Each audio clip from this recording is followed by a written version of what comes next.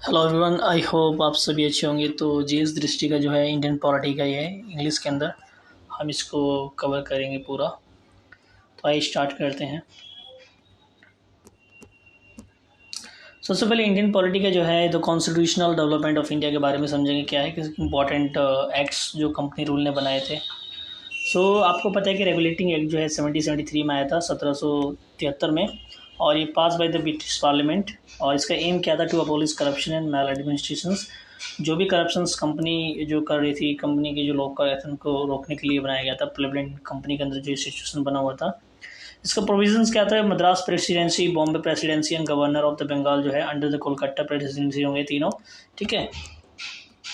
और governor general of Bengal जो है ब्रिटिश सिटीजन्स का जो है फर्स्ट सुप्रीम कोर्ट जो है इसी एक्ट में एस्टैब्लिश किया गया था 1774 में। तो आपसे कोई पूछे कि फर्स्ट सुप्रीम कोर्ट कब इस्टेब्लिश किया था? 1774 में। उसके बाद जो है पिट्स इंडिया एक्ट आया 1784 में। जो है मेजर प्रोविजंस क्या क्या था इसके अंदर? तो increase the government control in affair of the company, establishment of the control board. तो उन्होंने क्या किया? गवर्नमेंट कंट्रोल जो है इंक्रीज कर दिया अफेयर पे, जो कंपनी के अफेयर पे। ठीक है। और पॉलिसी ऑफ नॉन इंटरफेरेंस जो है in the business of the company, ये भी अपनाया गया। And the commercial and political function company separated from each other. तो कमर्शियल जो बिजनेस है वो अलग रहेगा, पॉलिटिकल फंक्शन जो है अलग रहेगा। दोनों को क्या है, ईस्ट इंडिया एक्ट्स के अंदर क्या हुआ, अलग कर दिया। वहीं अगर बात करें जो है 1786 के एक्ट के बारे में, तो governor general had a power to override the decision of his council in special case and to give effect to its decision. तो गवर्नर जनरल को पावर दे दिया गया है कि वो जो है डिसीजन का जो है काउंसिल का वो ओवरराइड कर सकता है स्पेशल केसेस के अंदर। ठीक है। उसके बाद चार्टर एक्ट 1813 का जो आया उसमें क्या कहा गया था? तो it ended the company monopoly over trade except tea and trade with the China. ठीक है। तो कंपनी की जो मोनोपोली थी ट्रेड में वो खत्म कर दिया गया है, एक्सेप्ट टी और trade with China.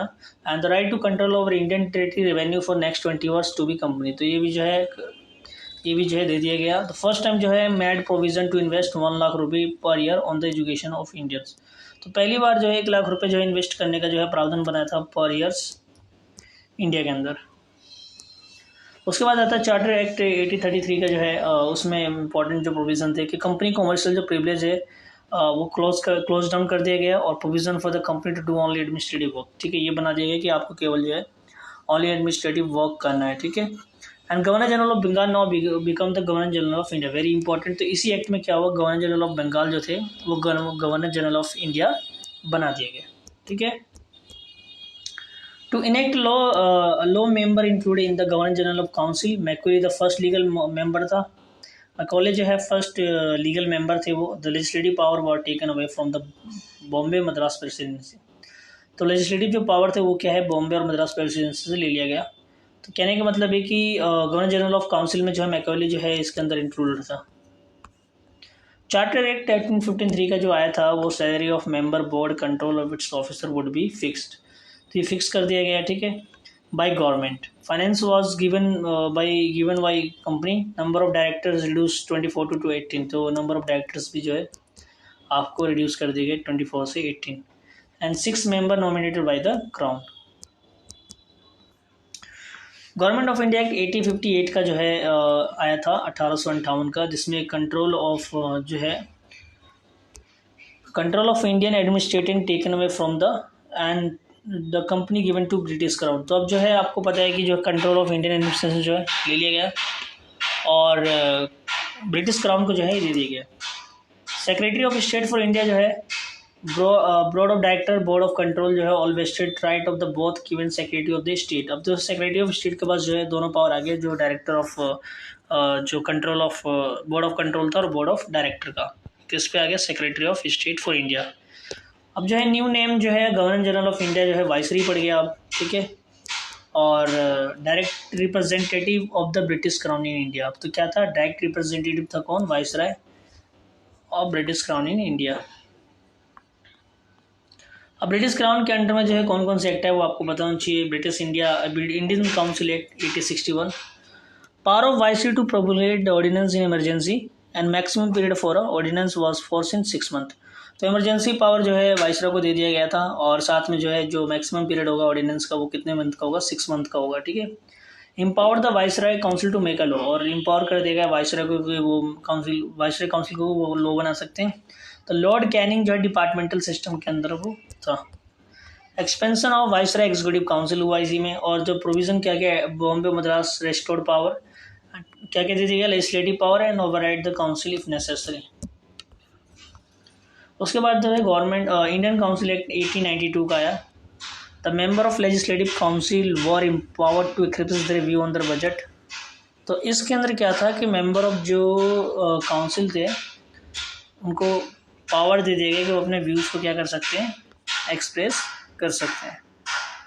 Right to ask question matter of public interest by giving 6 day prior notice to the member of legislative. जो भी क्वेश्चंस पूछना है in matter of public interest, आपको जो है 6 दिन पहले जो है नोटिस देना पड़ेगा मेंबर ऑफ लेजिस्लेचर को। इसी एक्ट इंडियन काउंसिल एक्ट 1892 में जो है introduction of electoral system in limited scale, तो इलेक्ट्रल सिस्टम का जो इंट्रोडक्शन किया गया था लिमिटेड स्केल पे। उसके बाद जो है इंडियन काउंसिल एक्ट 909 यानी 1909 का है, इसको बोलते हैं Morley Minto reform 1909। The system of communal representations जो है स्टार्ट हुआ। The member of central legislature were not given the right to vote budget, इनको जो है बजट में जो है राइट टू वोट नहीं दिया गया। Famous statement about Indian council act 909, जो गांधी जी ने क्या बोला, this act destroyed us. Ramsay McDonald ने बोला, this reform was an incomplete and short time compromises between democracy and bureaucracy. इसके बाद जो गवर्नमेंट ऑफ इंडिया एक्ट 1919 का आया, इसका नाम था मॉन्टेगो चैम्सफोर्ड रिफॉर्म, ठीक है, और इसी ने जो है इंट्रोड्यूस किया था डायरेक्टी इन प्रोविंसेस। तो 1919 के जो गवर्नमेंट ऑफ इंडिया एक्ट थे उसी ने जो है डायरेक्टी जो है इंट्रोड्यूस किया था प्रोविंस के अंदर। एंड फर्स्ट टाइम टर्म जो रिस्पॉन्सिबल गवर्नमेंट वाज यूज, पहली बार जो है रिस्पॉन्सिबल गवर्नमेंट का टर्म यूज़ किया गया था। जो प्रोविंशियल सब्जेक्ट थे वो रिजर्व एंड ट्रांसफर दो तरीके के डिवाइड कर दिए गए थे, रिजर्व और transfer. Basic of the act क्या था, मॉन्टेगो Chelmsford report. Government of India act 1935 पे क्या था कि कॉन्स्टिट्यूशनल जो है प्रोविजन था कि फेडरल पब्लिक सर्विस कमीशन होगा जो कि establish by all India federation. Directly जो है एंडेड कर दिया गया था इसके अंदर, ठीक है, और implement the central level autonomy to province दे दिया गया था, responsible government self government to province and instead of directly rule. तो रिस्पॉन्सिबल गवर्नमेंट सेल्फ गवर्नमेंट को और दे दी गई थी, साथ में जो है डायरेक्टली रूल को ख़त्म कर दिया गया था। गवर्नमेंट ऑफ इंडिया एक्ट 1935 का जो है उसके बाद जो है एक्सपेंशन ऑफ क्या हुआ इसमें, कॉम्युनल एंड क्लास इलेक्ट्रोड, ठीक है, और इम्पोर्टेंस क्या था, form the basis of present constitutional structure. By cameral legislation हो गया था इसके अंदर, central legislature, separation of power हो गया था इन सेंटर एंड प्रोविंसेस। उसके बाद जो है एस्टैब्लिशमेंट हुआ था किसका, फेडरल कोर्ट ऑफ इन 1937 में। स्टेटमेंट ऑफ जवाहरलाल नेहरू क्या था कि इसने बोला था इसके ऊपर, a car with brakes but no engine, इसके बारे में बोला था। Right to slavery, charter of slavery and incorporated as the directive principle of state policy in Indian 1950। Note करने वाली बात यह कि गवर्नमेंट ऑफ इंडिया एक्ट 1935 का was rejected in the Lucknow session 1936 of the Congress, ये रिजेक्ट कर दिया गया था इस गवर्नमेंट ऑफ इंडिया एक्ट को। उसके बाद जो है इंडिपेंडेंट इंडिया एक्ट 1947 का आया, और इसमें establishment of 2 independent dominion India and Pakistan and dividing undivided British India. उसके बाद आपको पता है end of the British sovereignty over Indian princely state with the effect from 15 August 1947। Right to make constitution, constituent assembly of the both dominion को दे दिया गया, दोनों को अपने कॉन्स्टिट्यूशन बना सकते हैं। Freedom for a both dominion seceded from the British Commonwealth, ठीक है। The post of secretary of state for the India was abolish, तो पोस्ट ऑफ जो सेक्रेटरी था इंडिया का वो अबोलिश कर दिया गया था इस एक्ट में। इंपॉर्टेंट फैक्ट की बात करें तो first governor general of Bengal जो थे वॉरेन हेस्टिंग थे, ठीक है। The one who got the power of chief commander the lord Cornwallis. The one who was the first governor general of India was the lord William Bentinck, पहले governor general of India थे। First involvement of India representative in law making to legislate was introduced by the Indian council act 1861। तो पहली बार जो है इनका involvement हुआ था law making में, वो इंडियन काउंसिल एक्ट 1861 के एक्ट में हुआ था। बर्मा को जो सेपरेट कर दिया गया फ्रॉम इंडिया 1937 में। For the first time the term responsible government was used 1919 के एक्ट में गवर्नमेंट ऑफ इंडिया। ठीक है, उसके बाद जो है the reserve bank of India was established by government of India 1935। First demand for constitution assembly was made by the Swaraj party 1934। तो पहली बार जो है कॉन्स्टिट्यूशन असेंबली की डिमांड जो है कब मांगी गई थी? स्वराज पार्टी के द्वारा 1934 में। First person who gave the idea of constituent of constitution of constituent assembly in India, पहला पर्सन जिसने ये आइडिया दिया था कॉन्स्टिट्यूशन ऑफ कॉन्स्टिट्यूएंट असेंबली का, वो एम.एन. रॉय थे 1934 में। India national Congress demanded constituent assembly first 1934 में किया था, और constituent assembly of India was elected in direct elections. अगर बात करें कॉन्स्टिट्यूएंट असेंबली की, तो इसका जो है कॉन्स्टिट्यूट किया गया था कैबिनेट मिशन 1946 के द्वारा, और constitution of India was prepared by the constituent assembly which was constituted by the cabinet mission plan 1946। First meeting first total जो है 15 इसमें वुमेन थी, 15 महिलाएं जी थी टोटल। और फर्स्ट मीटिंग की बात करें तो वो हुआ था कब? आपका 9 दिसंबर 1946 में। परमानेंट प्रेसिडेंट जो थे राजेंद्र प्रसाद थे, और टोटल सेशन 11 हुए थे। कॉन्स्टिट्यूशन अडॉप्टेड 26 नवंबर 1949 में। ठीक है, 26 नवंबर 1949। और फर्स्ट फाइनल मीटिंग जो हुआ था 24 जनवरी 1950 को। ये थे कॉन्स्टिट्यूएंट असेंबली के बारे में। अब आता है कि कमेटी के चेयरमैन कौन कौन से थे। तो ड्राफ्टिंग कमेटी की बात करें तो डॉक्टर बी आर अम्बेडकर जो चेयरमैन थे उसके, जवाहरलाल नेहरू जो चेयरमैन थे यूनियन पावर कमेटी के और यूनियन कॉन्स्टिट्यूशन कमेटी के। वहीं अगर बात करें डॉक्टर राजेंद्र प्रसाद की, तो committee on rules and procedures and steering committee के वो कौन थे? चेयरमैन थे। सरदार पटेल की बात करें तो provincial constitution committee, committee on fundamental rights and committee on minorities, tribal and excluded area, जिसके चेयरमैन कौन थे? सरदार वल्लभ भाई पटेल। अगर वहीं बात करें right of the result election total seat 296 British India की, तो कांग्रेस को 208 मिला था, मुस्लिम लीग को 73 और अदर्स को 15। एग्जाम विजन्स की बात करें तो one who preside the first meeting of constituent assembly, पहली बार जो मीटिंग को प्रेसाइड किया था कॉन्स्टिट्यूएंट असेंबली का, वो थे डॉक्टर सच्चिदानंद सिन्हा। जवाहरलाल नेहरू जो है प्रपोज किया था ऑब्जेक्टिव रेजोल्यूशन 13 दिसंबर 1946 को। Election to the constituent assembly was held in जुलाई अगस्त 1946 में। Interior government of India was form 2 सितंबर 1946 को, और Indian constitution come into force 26 जनवरी 1950 को। पहली वो जो है इंडियन कॉन्स्टिट्यूशन फोर्स में आ गया था। टोटल अगर मेंबर की बात करें तो कॉन्स्टिट्यूएंट असेंबली 299 थे, और 389 before the partition of India. Partition of India से पहले कितने थे? 389। एग्जाम विजन की बात करें तो member of constituent assembly was elected in the ratio of 1 representative पर मिलियन, यानी 10 लाख पे एक रिप्रेजेंटेटिव को इलेक्ट किया गया था। अगर वही बात करें मेंबर ऑफ कैबिनेट मिशन के कौन कौन थे? Pethick Lawrence, Stafford Cripps and A V Alexander, ये 3 लोग थे जो इंपॉर्टेंट थे कैबिनेट मिशन के मेंबर। अगर वही constituent assembly was Congress and Congress was India, किसने कहा था? ग्रेनविल अस्टिन ने कहा था, ग्रेनविल अस्टिन ने। ठीक है, ड्राफ्टिंग कमेटी को कब फॉर्म किया गया था? 29 अगस्त 1947 को। Chairman of the ad hoc flag committee कौन थे? डॉक्टर राजेंद्र प्रसाद थे। ठीक है, तो इम्पॉर्टेंट जो है ये चेयरमैन थे किसके? एडॉक फ्लैग कमेटी के।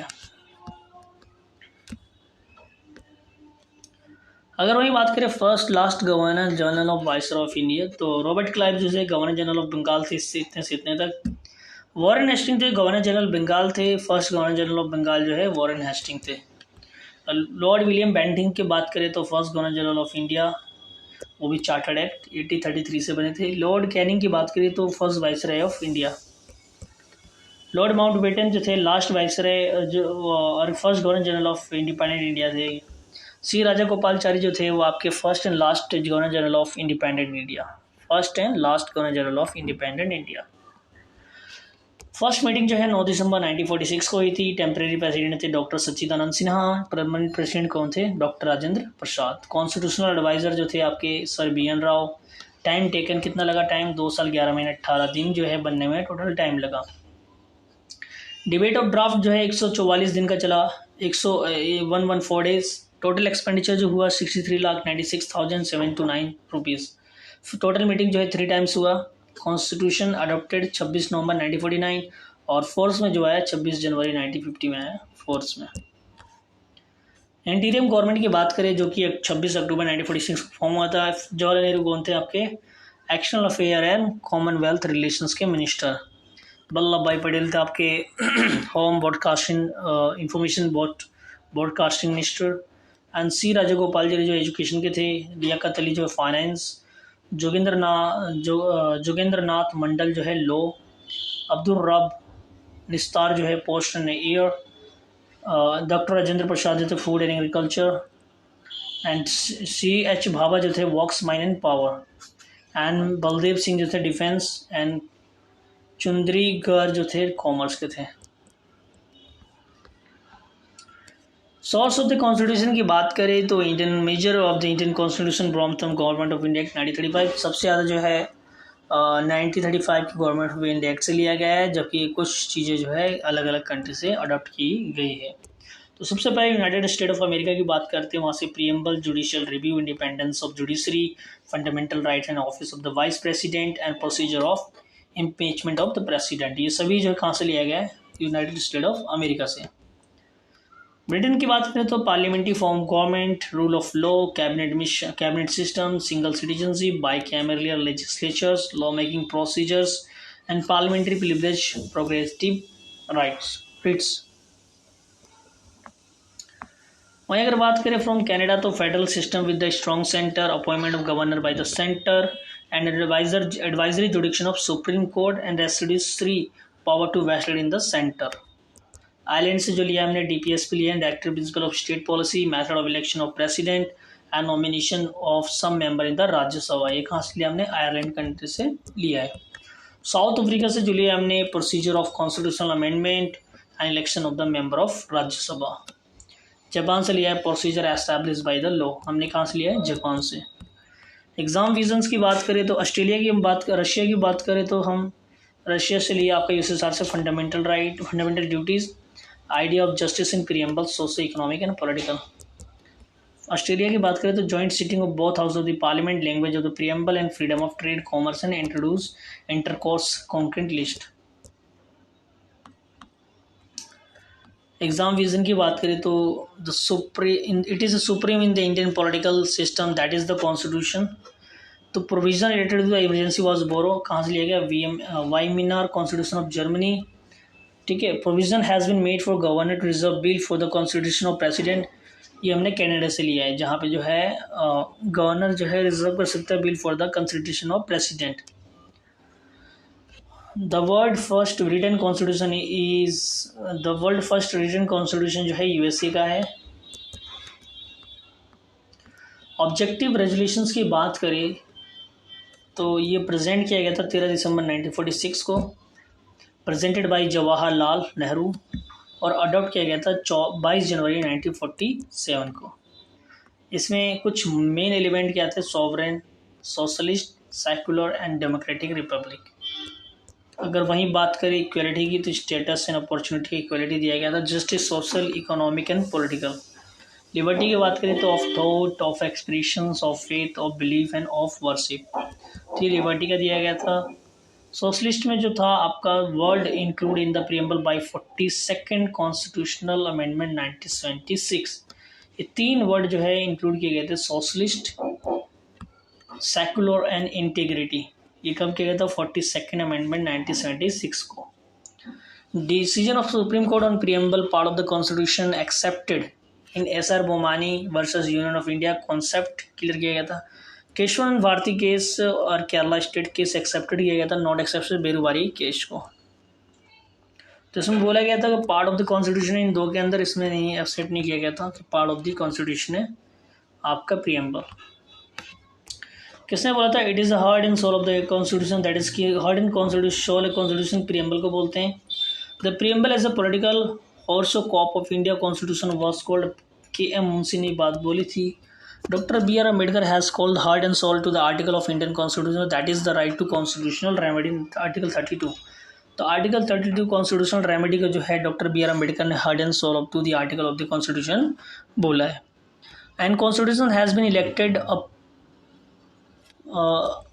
अपॉइस पेपर, डॉक्टर BR अम्बेडकर ने ये बात कही है। प्रियम्बल को देखिए तो इसमें लिखा है कि we the people of India having solemnly resolve to constitute India to sovereign socialist secular democratic republic to secure all its citizen justice social economic and political. Justice की बात करें तो इसमें socio economic and political. Liberty की बात करें thought expression belief faith and worship. Equality की बात करें status and opportunity and to promote among them. Fraternity की बात करें तो assuring the dignity of individual and unity integrity of Nations. In Constitutional Assembly, that is the 26th day of November 1949, do hereby adopt, enacted and give to ourselves this constitution। तो 26 नवंबर 1949 को जो है adopt किया गया था। Schedule की बात करें इंपॉर्टेंट, तो फर्स्ट शेड्यूल जो डील करता है स्टेट एंड यूनियन टेरिटरी से। सेकंड शेड्यूल जो है the provision related to the allowance privileges and involvements of the president of India and others.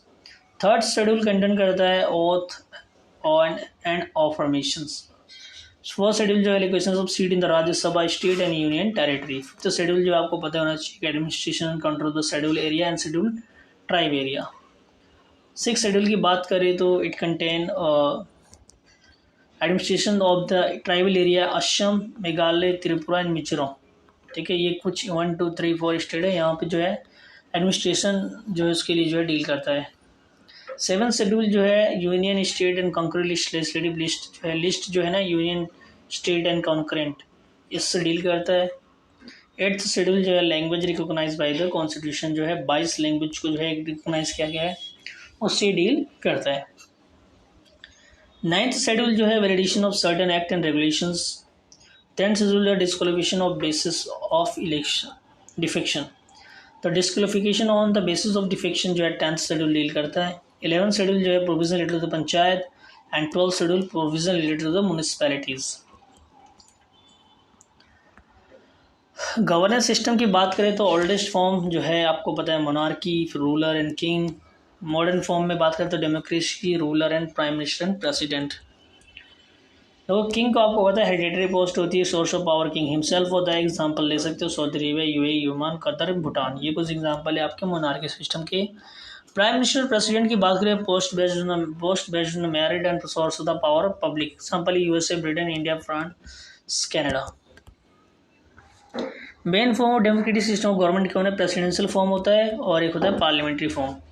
Presidential जो होता है precedence head of the state होता है, हेड ऑफ द गवर्नमेंट दोनों होता है। प्रेसिडेंट जो है de facto head of the state. Best example है इसका आपका यूएसए। वहीं अगर बात करें प्रेसिडेंशियल और पार्लियामेंट्री फॉर्म की, head of the state and head of the government. Head of the state कौन होता है? प्रेसिडेंट यानी किंग, और प्राइम मिनिस्टर जो है हेड ऑफ द गवर्नमेंट होता है। Nominated head of the state आपका जो है और de facto head of the state होता है। ये बेस्ट एग्जांपल है ब्रिटेन और इंडिया।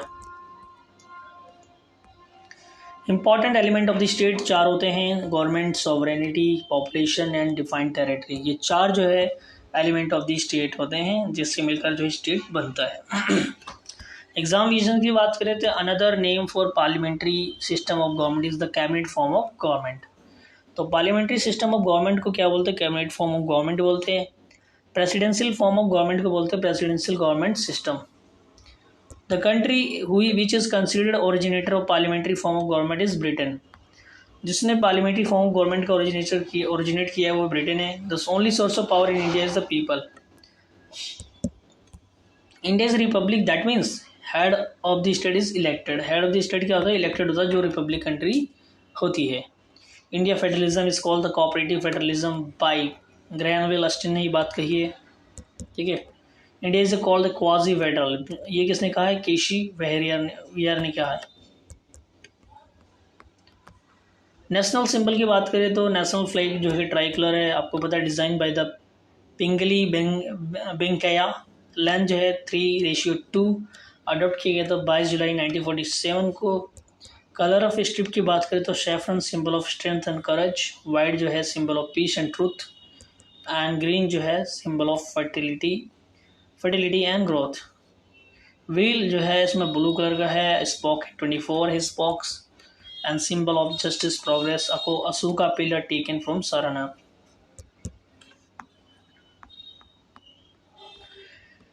इंडियन स्टेट एम्बल की बात करें, lion of capital of Ashoka Sarnath से लिया गया। इंस्क्रिप्ट वर्ड सत्यमेव जयते। मेंशन जो है ये वर्ड जो है मुंडका उपनिषद में मेंशन है, अडॉप्ट किया गया था 26 जनवरी 1956 को। नंबर ऑफ लाइन्स 4 है।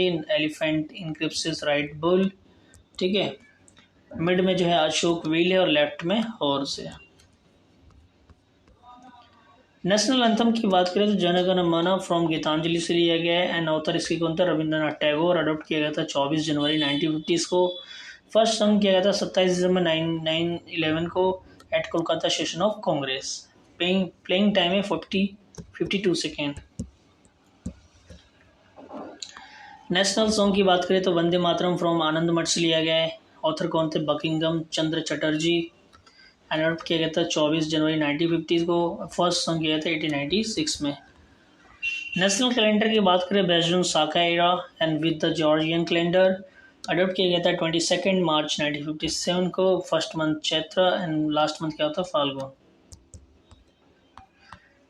अदर नेशनल एम्बल की बात करें तो नेशनल एनिमल कॉल है टाइगर, नेशनल ट्री है बैनियान, ठीक है। नेशनल करेंसी है रुपी, नेशनल बर्ड है peacock, national flower lotus, national heritage animal है आपका एलिफेंट, नेशनल एक्वाटिक एनिमल है डॉल्फिन, नेशनल फूड है मैंगो। नेशनल डे और फेस्टिवल, रिपब्लिक डे आपको पता है 26 जनवरी को मनाया जाता है। इंडिपेंडेंस डे 15 अगस्त, गांधी जयंती 2 अक्टूबर। नेशनल रिवर है the Ganga, declared in 2008। General council eastern, western, central, northern, southern. इसके हेडक्वार्टर कहाँ पे, ईस्टर्न जनरल काउंसिल का कोलकाता में, वेस्टर्न जनरल काउंसिल का Mumbai, central general council Prayagraj in Allahabad, northern general council New Delhi and southern general council Chennai. Major princely state and merge in India. Princely state merge date of the merger of the medium. Jammu Kashmir जो है 26 अक्टूबर 1947 को by merge letter. Hyderabad जो 17 सितंबर 1948 by police action के द्वारा operation पोलो चलाया गया था, उसके द्वारा मर्ज हुआ ये। जूनागढ़ की बात करें तो 9 नवंबर 1947 को control of the government of India, the request of the Nawab of council. 20 फरवरी 1948 को क्या होता है, रेफरेंडम हुआ था। 20 जनवरी 1949 को जो मर्ज इन था सौराष्ट्र।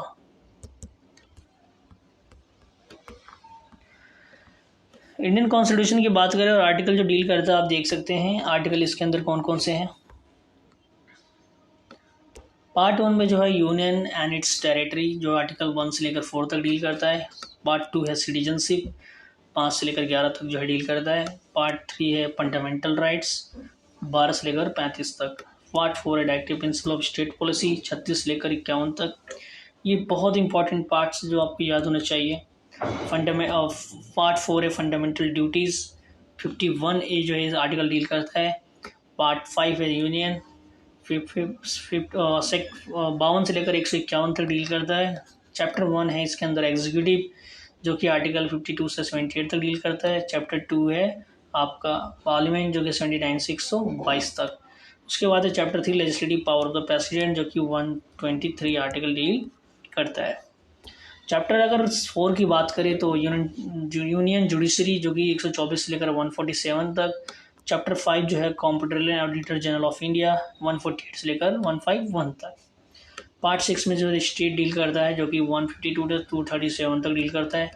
इसके अंदर जनरल की बात करें तो 152 से लेकर 237 तक। चैप्टर 2 की बात करें स्टेट की एग्जीक्यूटिव की, तो 153 से लेकर 167 तक। Chapter 3 third the state legislature, 168 से लेकर 212 तक। चैप्टर 4 जो है legislative power of the governor, जो कि 213। High court for the state जो है 214 से लेकर 231 तक डील करता है। चैप्टर 6 जो है आपका सॉवरेन कोड, जो कि 233 से लेकर 237 तक। पार्ट 7 जो है 238 रिपील कर दिया गया।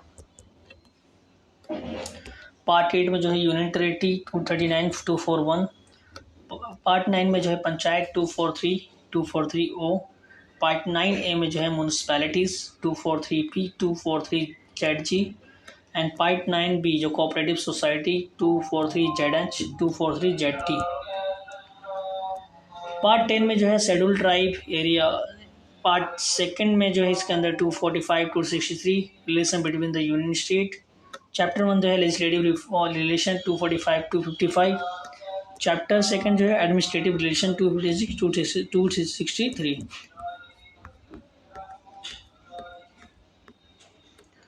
पार्ट 12 में जो है finance property contract and suits 264 से 300A तक डील करता है। चैप्टर 1 जो है फाइनेंस 264 291। चैप्टर सेकंड में बोरोइंग 292 293। चैप्टर 3 जो है property contracts 294 300 rights liability and obligation suits. Chapter 4 जो है आपका right to property 301 300A। Part 13 की बात करें तो trade and commerce and intercourse with in the territory of India 301 307। Part 14 की बात करें तो service under the union and state 308 323।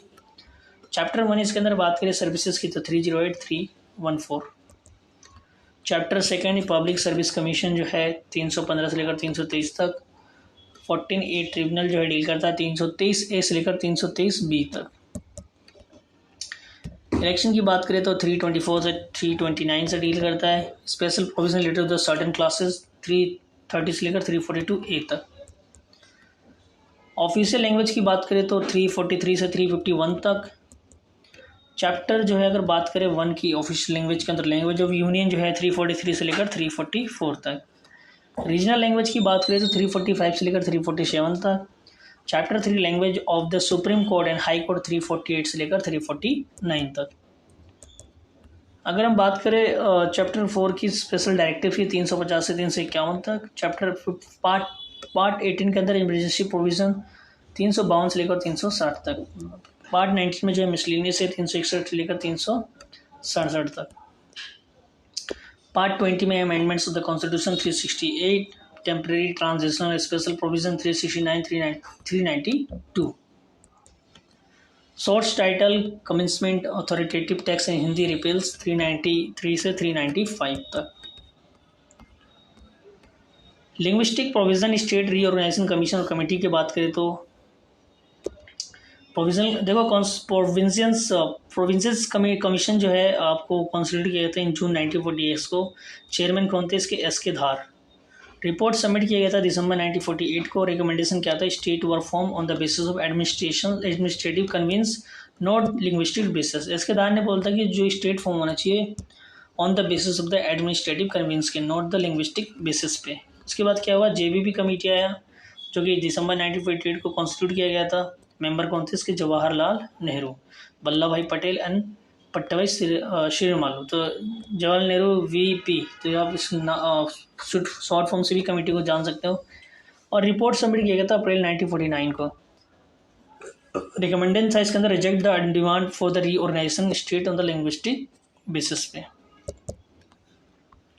उसके बाद जो स्टेट रीऑर्गेनाइजेशन कमीशन का गठन किया गया था 1953 को। इसके चेयरमैन थे फजल अली।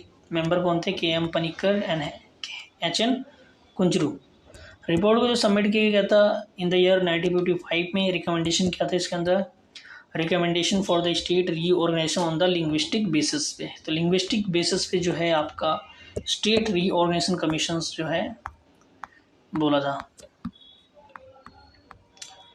तो फॉर्मेशन ऑफ आंध्र प्रदेश की बात करें तो पहला इंटेनियस formation demise of the Potti Sriramulu of after 56 day जो है लॉन्ग हंगर स्ट्राइक उन्होंने किया। उसके बाद वो मर गए। फॉर्मेशन डेट था 1 अक्टूबर 1953 को। एंड स्पेशलिटी क्या थी इसके अंदर? First state of India form the linguistic basis पे। तो आपसे पूछे कोई भी एग्जाम में कि first state form on the basis of the linguistic basis, तो Andhra Pradesh was the first state and it is form in the 1953। Division की बात करें तो तेलंगाना सेपरेटेड जो है 2 जून 2014 को। इससे तेलंगाना जो है आंध्र प्रदेश से अलग हो गया 2 जून 2014 को। और अलग अलग स्टेट की बात करें तो 1 अक्टूबर 1953 को कौन हुआ था? आंध्र प्रदेश। उसके बाद जो गुजरात 1 में 1960 को, नागालैंड जो है 1963 को हुआ था, हरियाणा जो है 1966 को, हिमाचल प्रदेश 1971, मेघालय 1972 और मणिपुर जो है 1972, त्रिपुरा 1972। सिक्किम की बात करें तो 1975, मिजोरम 1987, अरुणाचल प्रदेश जो आपका 1987, गोवा 1987, छत्तीसगढ़ 2000, उत्तराखंड 2000 झारखंड 2000 तेलंगाना 2014 ये हुआ था। सिटीजनशिप की बात करें तो mention in the part second of the constitution 5 से लेकर 11 आर्टिकल डील करता है। आपको पता है कि हमारे इंडिया के अंदर प्रोविजन ऑफ सिंगल सिटीजनशिप है। There are two types of people in India, citizen and foreigner. Foreigner एक फ्रेंडली होते हैं और एक एनिमी भी होते हैं। इंपॉर्टेंट फैक्ट की बात करें तो to regulation and right to citizen by permanent parliament by law and is provided under article 11। तो किसी भी जो रेगुलेशन करना है सिटीजनशिप का बाई पार्लियामेंट के द्वारा वो आर्टिकल 11 में दिया गया है। Indian citizenship act 1955 was passed by parliament. अब जो है आर्टिकल आपको पता है कि आर्टिकल 15, 16, 19, 29 और 30 are the available only to the citizen. This article only available for the citizen. Dual citizenship separate citizen from state system has been adopted in America and Switzerland. तो dual citizenship हमारे India में नहीं है, हम single citizenship को follow करते हैं। But in America and Switzerland they follow the dual citizenship. There are provisions regarding the right of the citizen of some person migrating to India and Pakistan under the Article 6. ठीक है, right provision, there is a provision regarding the right to the citizen of some person migrating from India to Pakistan in article 7 में दिया गया है। There provision regarding the citizen of certain person of India origin residing outside of India article 8 में दिया गया है। When a person voluntarily become a citizen of foreign state, his Indian citizenship automatically ceased. Cease कर दिया जाएगा उसके citizenship को जब कोई भी इंसान जो है इंडियन सिटीजनशिप जो है आउटसाइड स्टेट में वॉलेंटरली जो है वो सिटीजनशिप ले लेता है। तो आर्टिकल 9 में इसको दिया गया है। Fundamental rights enjoy by the foreigner as well as the citizen. तो कुछ फंडामेंटल राइट्स है जो सभी जो है फॉरेनर और सिटीजन दोनों ही इंजॉय करते हैं। नंबर 1 हम देखें तो 27 article 26, 25, 24, 23, 22, 21, 8, 21, 20 and 14 and article 32 and 28। ये कुछ आर्टिकल है जो कि डील करता है फॉरेनर और इंडियन सिटीजन दोनों ही इंजॉय करते हैं। फंडामेंटल राइट्स की बात करें तो टोटल 6 है। इसकी ग्लैम्स देख लेते हैं कौन कौन से। राइट टू इक्वलिटी जो है डील करता है 14 से 18 तक। राइट टू फ्रीडम जो डील करता है 19 से 22 तक। राइट अगेंस्ट एक्सप्लोटेशन जो है 23 से 24 तक। Right to freedom of religion 25 से 28 तक। कल्चरल एंड एजुकेशनल राइट जो है 29 से 30 तक। राइट टू कॉन्स्टिट्यूशनल रेमेडी जो है आर्टिकल 32 डील करता है। इंपॉर्टेंट फैक्ट की बात करें तो parliament can create a new state by simple majority. There is a right to merge any state under the Indian union. By parliament कोई भी स्टेट को मर्ज कर सकता है इंडियन यूनियन के अंदर, बाई पार्लियामेंट कर सकता है। ये member of seat reserve for union territory in the Lok Sabha is 20। तो रिजर्व जो सीट है यूनियन टेरेटरी के मेंबर्स के लिए 20 है लोकसभा के अंदर। The number of state and union territory form 1 November 1956 on the recommendation of the state reservation commission was. पहली बार जो है 14 स्टेट और 6 यूनियन टेरेटरी को जो है 1956 में जो है फॉर्म किया गया था। Acquisition, determination and termination of Indian citizen by birth. The way of acquiring citizenship by birth by incorporating Indian territory। जब मान लो भारत किसी टेरिटरी को ले लेता है तो ऑटोमेटिकली जो है उसमें रहने वाले लोग जो है सिटीजन बन जाएंगे। बाय बर्थ यहाँ पे उसकी पैदाइश होती है, ठीक है। Bye decent, bye registration and bye naturalisation, ये सभी तरीके हैं सिटीजनशिप लेने का। बस अगर टर्मिनेशन से लॉस्ट कैसे कर सकता है कोई इंसान, termination of citizenship on the renunciation of citizenship. तुम खुद से बोल दो कि नहीं लेना मुझे, डिप्रीवेशन ऑफ सिटीजनशिप सरकार खुद भी कर सकती है तुम्हें। To make a law related to citizenship in India is by parliament. Citizenship is mention in the Indian constitution article 5 से लेकर 11 तक पार्ट 2 के अंदर मेंशन है। Indian constitution provide for a citizen, single citizenship provide करता है, ठीक है। और citizenship is granted in the USA dual citizenship. USA के अंदर कौन सी सिटीजनशिप दिया गया है? Dual citizenship.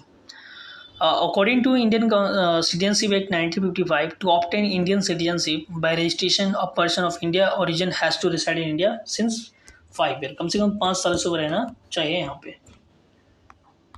Come into force 10 January 1920। The Indian citizenship act आपको पता है फोर्स में आ गया है। The act will provide same to the किसको? The minorities of Afghanistan, Pakistan and Bangladesh. कौन से हैं? Sikh, Hindu, Buddhist, Jain, Persian, Christian. Fundamental rights की बात करें तो right to education was made fundamental rights under article 21A by 86 constitutional amendment act 2002। तो 86 कॉन्स्टिट्यूशनल अमेंडमेंट एक्ट 2002 का हुआ था, जिसमें आर्टिकल 21A को इनकॉर्पोरेट किया गया और राइट टू एजुकेशन को फंडामेंटल राइट बना दिया गया। Freedom to press is implicit article 19 clause 1 clause A. Maneka Gandhi case जो है 1978 का डील करता है with the extension of fundamental rights granted under article 21। ठीक है। Wearing kirpan by Sikh is considered a part of religious freedom under article 25। तो किरपान को wear कर सकते हैं बाय सिख और इसको जो है रिलीजियस फ्रीडम माना जाता है under article 25। Protector of fundamental rights are supreme court and high court जो है आपके प्रोटेक्टर ऑफ फंडामेंटल राइट है। In the important article related to citizenship, article 5 की बात करें तो citizenship at the commencement of the constitution. Article 6 deal करता है right of the citizenship of certain person who have migrated to India from Pakistan. Pakistan से India में migrated हुआ, article 6 उसको डील करता है। आर्टिकल 7 जो है right of the citizenship of certain migrated to Pakistan. Article 8 citizenship of certain person of India origin residing outside of India. Article 9 Indian citizenship automatically cease on taking citizenship और foreign state जो है deal करता है, जो भी बाहर के state को ले लेता है सिटीजनशिप ऑटोमेटिकली उसका सीज हो जाएगा। फंडामेंटल राइट की बात करें तो अडॉप्ट किया गया था यूएसए से और प्रोविजन इन कॉन्स्टिट्यूशन जो है इन पार्ट 3 में दिया गया आर्टिकल 12 से लेकर 35 तक। नंबर ऑफ फंडामेंटल राइट्स की बात करें तो आर्टिकल 14 से लेकर 18 तक जो है राइट टू इक्वलिटी डील करता है। आर्टिकल 32 जो है right to constitutional remedy. Article 29, 30 जो है cultural educational right. Right to freedom जो है 19 से लेकर 22 तक डील करता है। Right against exploitation article 23 and 24। Right to the freedom of religion जो है आर्टिकल 25 एंड 28।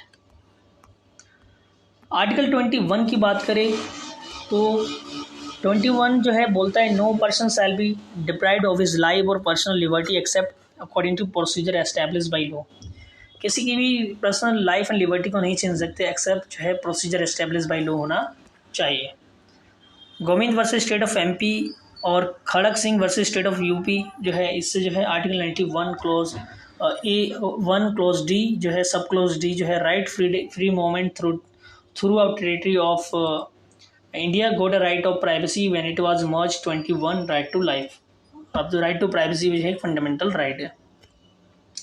इंपॉर्टेंट केस की बात करें राइट आर्टिकल 21 के तो ए के गोपालन वर्सेस स्टेट ऑफ मद्रास 1950 का है और Maneka Gandhi versus union of India 1978 का है। इसमें ये लिखा था कि जो है prohibition is possible on the basis of fair and justified case of the life and personal liberty. तभी हम प्रोहिबिट कर सकते हैं, नहीं तो नहीं कर सकते। अदर मेजर राइट्स आपको पता है right to choose life partner under the article 19 and 21। Right to life of dignity include right to die in the dignified manner decision of the petition of common cause NGO. साथ में जो है right to speedy trial होना चाहिए। Right against the solitary confinement. Right against the delay in execution of the death sentence. Right against the violence in custody, ये सब article 21 के अंदर आते हैं। Right against the sexual harassment at work place. Right to good road. Right to reputation. Right against the putting stick fettering feet. उसके बाद जो article 45 और पार्ट 4 जो है क्या कहता है provision for early childhood care and education by state for children up to age of 6। 86 constitutional amendment 202 article 21 the state shall provide a free and compulsory education to children 6 से लेकर 14 तक। ठीक है। आर्टिकल 51 जो है एक के जो डील करता है fundamental duties. It shall be duty of every citizen to India provide opportunity education child whether their parent guardians between age and 6 and 14। तो ये ड्यूटी बोला गया कि आप अपने बच्चों को जो है शिक्षा दीजिए। उसके बाद जो है right to privacy, right to walk to live with dignity, right to protection of life, right to health medical assistance to the injured by doctor, clean environment, right to live pollution free water, air protection against the harmful industry, right to travel abroad, right to shelter, right to free legal aid, right not to go out of the state. ये सभी जो है आपको article 21 में दिया गया। तो ये पार्ट 1 है इसका। आई होप आपको ये समझ में आया होगा। Thank you so much.